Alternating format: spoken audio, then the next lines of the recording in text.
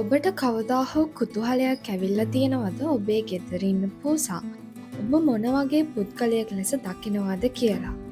නැත්තම් ඔබගේ මුහුණ ඒගොල්ලන්ට කොහොමද පෙනෙන්නේ කියලා.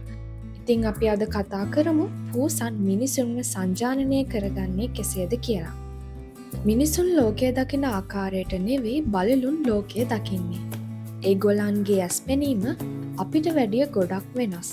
පූසන්ගේ ඇස් නිර්මාණය වෙලා තියෙන්නේ අඳුරේ සහ සන්ධ්‍යාවේදී පෙනිය හැකි ආකාරයටයි.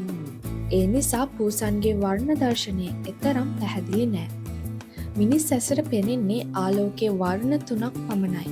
රතු, නිල් සහ කොළ. මේ වර්ණ තුනේ තරංග ආයාමයන් ඒකාබද්ධ කිරීමෙන් දෘශ්‍ය ආලෝක වර්ණාවලියේ සෑම වර්ණයක්ම නිර්මාණය කළ හැකියි.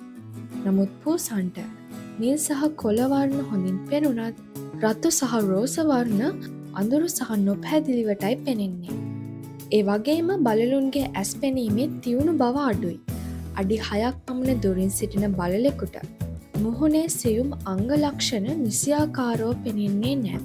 ඔබ hina වුණත්, රැවුවත් පූසන්ට පෙනෙන්නේ නැහැ. හැබැයි ඔවුන් දකින්නේ චලනයයි.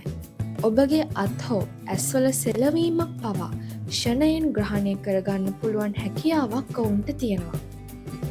බලලුන් ඇත්තටම මිනිසුන්ව ඔවුන්ගේ මුහුණු වලින් හඳුනාගන්නේ නැහැ. ඔබේ කටහඬ, සුවඳ සහ චර්යාවෙනුයි හඳුනාගන්නේ.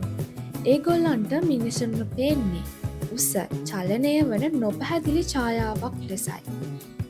බලලුන් ඔබේ මුහුණෙන් ඔබව හඳුනාගන්නේ නැතිනම් කොහොමද හඳුනාගන්නේ?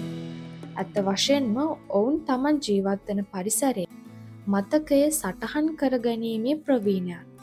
ආහාර ගන්නා වේලාවන්, ඔබගේ අඩිගමනේ රිද්මය, ඔබේ කතා විලාසය හා මානසික ශක්තිය වගේ රටාවන් කටපාඩම් කරගෙන ඉන්නේ.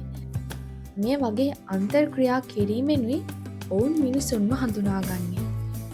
කෑම දෙන්න මෘදු හඬකින් කතා කරන පුද්ගලයා ඔබ විදිහටයි දකින්නේ.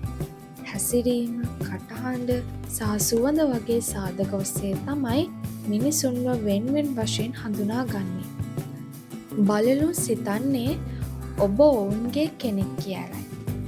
ඔබේ පූසා ඔබේ කකුල්වල ඇතිල්ලීම, ඔවුන්ගේ පාදවලින් සියුම්ව පහර දීම, ඔබ අසලට වී ගුලිවීම, සෙමෙන් ඇසිපිය ගැසීම, ලෙව කෑම වගේ ක්‍රියා සිදු කරනවා නේද? මේවා බලලුන් අතර භාවිතා වන සමාජ සංඥා.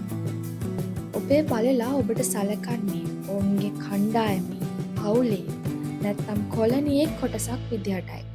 සමහර වෙලාවට ඔබේ පූසා සෙල්ලම් බඩු මැරුණු සතෙක් වගේ තෑගි කියනවා නේද? එයින් අඟවන්නේ ඒ සතාට ඔබ කෙරෙහි ඇති විශ්වාසය සහ බැඳීමයි. විශේෂඥයන්ට අනුව ඔබේ බලලා ඔබව තවත් පූසෙක් විතරක් පමණක් නෙවෙයි, එයාගේ අම්මා විදිහටයි දකින්නේ. බලලුන්ගේ හැසිරීම් වලින් ඒ නිරීක්ෂණය වෙනවා. ඔබේ පූසා ඔබේ පිටුපසින් ලුහු බැඳ යනවා නම්, නැත්තම් ඔබ යන විට හඬනවා නම්, ඒ ඔවුන් එසේ හැසිරෙන්නේ Tamanගේ මව සමග සිටින බව සිතන නිසායි. වැඩිහිටි බලලෙක් නිතරම වගේ ඔබේ උකුලේ තුරුල් වෙලා සිටිනවා නම් ඒසේ කරන්නේ තම මවගේ තුරුලේ සිට කිරි බීපු කාලයේ මතකය නිසායි. ඔබේ පූසා ඔබව දකින්නේ ආරක්ෂා කරන, පෝෂණය කරන සහ මඟ පෙන්වන මවක් ලෙසයි. ඔබේ අත ලෙව කෑම, අතහපමින් සෙල්ලම් කිරීම වගේ හැසිරීම් සිදු කරනවාද? ඒ පූසන් තම මව සහ සහෝදර සහෝදරියන් සමග බැඳෙන්නේ ඒ විදිහටයි. බොහෝ දෙනෙක් හිතන්නේ බලලුන් කියන්නේ කෑම අවශ්‍ය වෙලාවට විතරක් ළඟට එන කළ ගුණයක් දන්නේ නැති සත්ත්ව කොට්ටාසක් කියලා. ඇත්තට මේක වැරදි. ඔබ දුකින් සිටින විට, ඔබ ආතතියෙන් සිටින විට, සතුටින් සිටින විට බලලුන්ට හොඳින් දැනෙනවා.